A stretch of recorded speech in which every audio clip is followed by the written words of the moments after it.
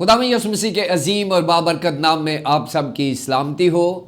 ناظرین، ہمارا آج کا ڈیووشن لیا گیا ہے مقدس یعقوب کا عام خط، اس کا 5واں باب اور اس کی 13ویں آیت سے۔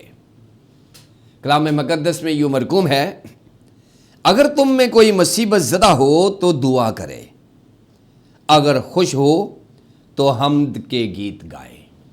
کلام مقدس کے پڑھے اور سنے جانے پر خداوند کی برکت ہو، آمین۔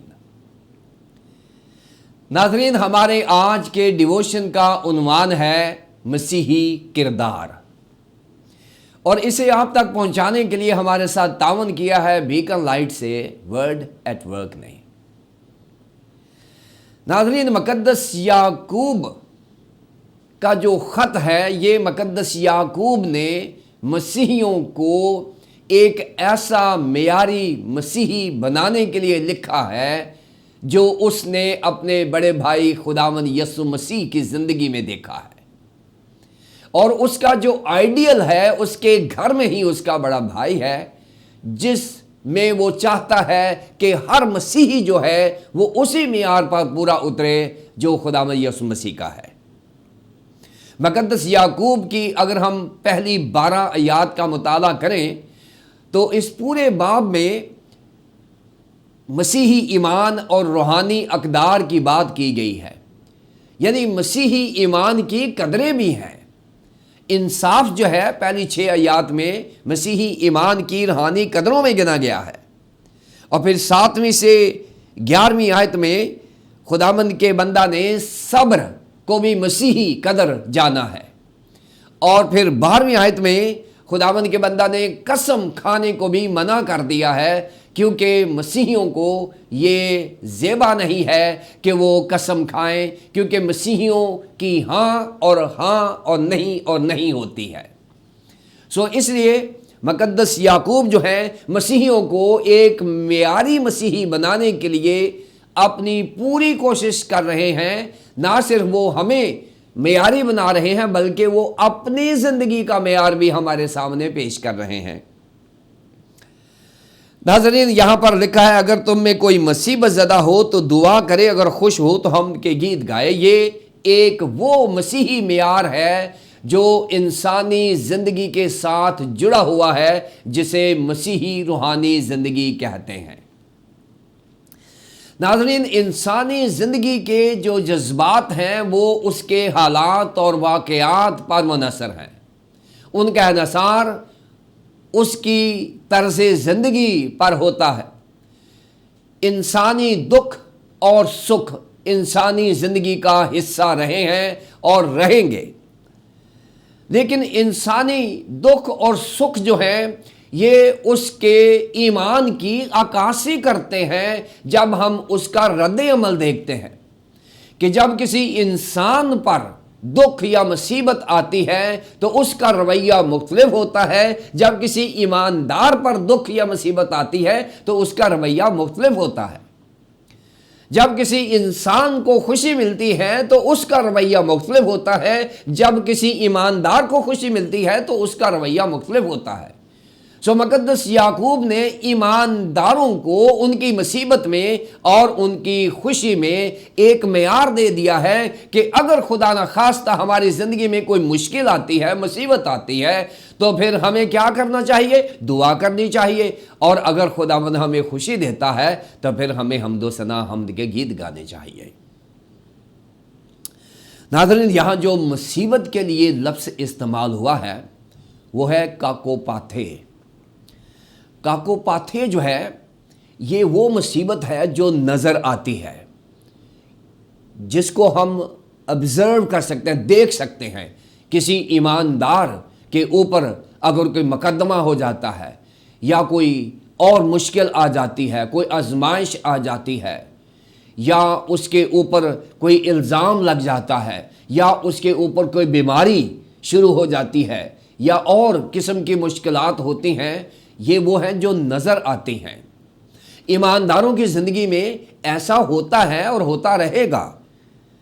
کاکوپاتھے، یہ جو کاکوپاتھے ہیں یہ 3 طرح کی بیماری ہوتی ہے۔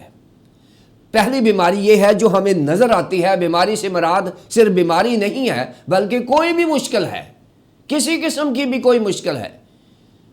اور یونانی زبان کو جو لفظ کاکوپاتھے ہے یہ بتاتا یہ ہے کہ انسان کی جو بیماری نظر آتی ہے یا وہ کسی دکھ میں مبتلا ہے, بیماری میں مبتلا ہے, تو وہ ہمیشہ ٹریول کرتی ہے اور وہ اس کے ذہن پر حملہ آور ہوتی ہے. اور پھر ذہن پر حملہ آور ہوتی ہے تو انسان کے ذہن میں عجیب عجیب مشکلات اور وسوسے آنا شروع ہو جاتے ہیں.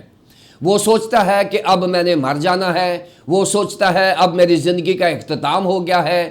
یہ ابلیس کا طریقہ ہے کہ وہ ہمارے جسم کو مشکل میں ڈال کے وہ ہمارے ذہن کو کنٹرول کرنا چاہتا ہے.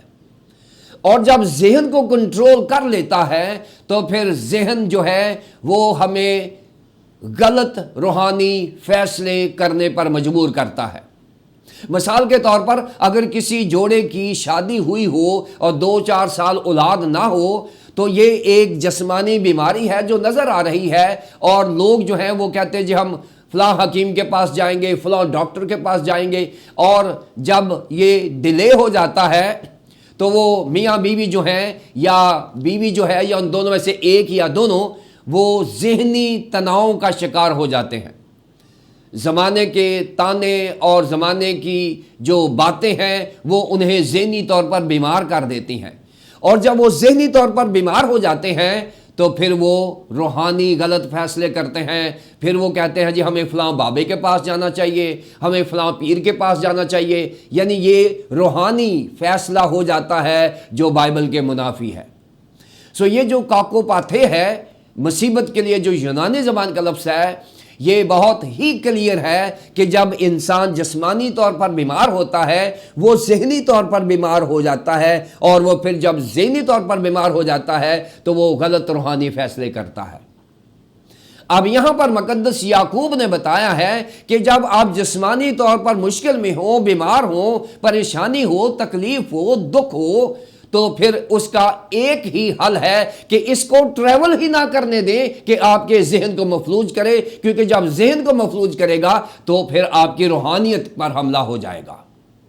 اور یہ جو ہے مقدس یعقوب کا بوجھ ہے, اور اس نے بتا دیا ہے کہ اگر خدا نخواستہ ہمارے اوپر بیماری, دکھ, تکلیف آتی ہے تو پھر دعا کریں. اور دعا کے لیے ہے پرسوخے لفظ ہے جو دعا کے لیے استعمال ہوا ہے یونانی زبان کا. اس کا مطلب کیا ہے؟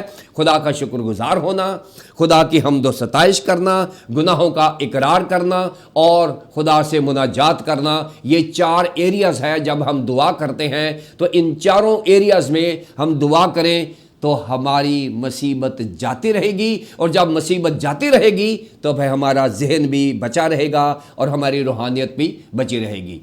مقدس یعقوب نے ہماری روحانیت کو بچانے کا ایک اصول بنا دیا ہے کہ اگر ہم مصیبت میں ہوں تو دعا کریں. اور پھر مقدس یعقوب نے صرف یہی نہیں کہا کہ ہماری مصیبت میں وہ ہمیں صرف اصول دے دے, بلکہ ہماری خوشی میں بھی, کیونکہ جب انسان خوش ہوتا ہے تو وہ شراب نوشی کرتا ہے, وہ ناچ رنگ کرتا ہے, یا وہ دنیاوی طریقے استعمال کرتا ہے اپنی خوشی منانے کے.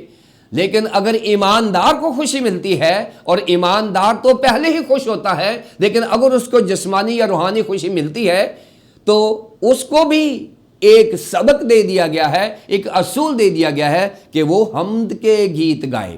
ناظرین, یہ جو خوشی کے لیے یونانی زبان کا لفظ ہے وہ ہے یوتھومے, اور یوتھومے جو ہے یو سے مراد ہے گڈ اور تھوموس سے مراد ہے لائف, یعنی اچھی زندگی بسر کرنا.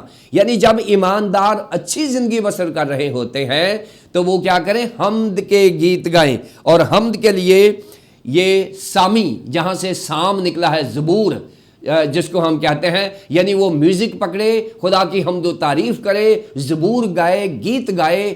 اور یہ وہ ایماندار کی خوشی ہے جس کو وہ سیلیبریٹ کر سکتا ہے. ناظرین, مقدس یعقوب نے ایمانداروں کو دنیا سے الگ کر دیا ہے. دنیا کے لوگ جیسے مرضی مصیبت میں ہوں اور جو مرضی کریں, لیکن ایماندار اگر مشکل میں ہوں گے تو ان کو کہا گیا ہے کہ وہ دعا کریں، شکر گزاری کریں، مناجات کریں، اور وہ حمد و ثنا کریں اور گناہوں کا اقرار کریں۔ مقدس یعقوب نے ایمانداروں کو یہ کہا ہے کہ وہ خدا کا شکر کریں، خدا کی حمد و ثنا کریں، گناہوں کا اقرار کریں اور مناجات کریں۔ یہی ایماندار کا ایمان اور کردار ہے، اور اگر وہ خوش ہو تو حمد کے گیت گائے تاکہ وہ اپنے آپ کو ایماندار ثابت کر سکے۔ آئیے ناظرین، ہم بائبل کا اصول اپنائیں، اپنی مصیبتوں میں، پریشانیوں میں دعا کو نہ چھوڑیں، اور جب خوشی دے انسان کو، ایماندار کو، تو پھر ہم اپنی خوشی کا اظہار حمد و ثنا سے کریں، زبور و مزامیر گاتے رہیں۔ یہی ایماندار کا معیاری کردار ہے۔ خدا مجھے اور آپ کو ایسا ہی ایمان اور کردار عطا فرمائے، آمین۔ آئیے ہم دعا کریں۔ بزرگ پیارے آسمانی باپ، ہم تیرا شکریہ ادا کرتے ہیں کہ خداوند تو نے ہماری مسیحی طرز زندگی کو بائبل کے کنٹرول میں رکھا ہے، اور اگر ہم بائبل مقدس کو پڑھتے رہیں گے تو ہمیں یہ اصول ملتے رہیں گے، اور اگر ہم بائبل مقدس کو نہیں پڑھیں گے تو یہ اصول بھی ہمیں نہیں ملیں گے۔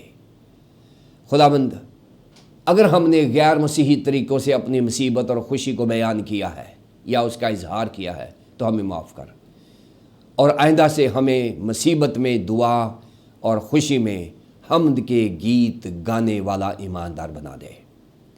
ہم یہ مانگتے ہیں تیرے پیارے بیٹے اپنے خداوند یسوع مسیح کے نام سے، آمین۔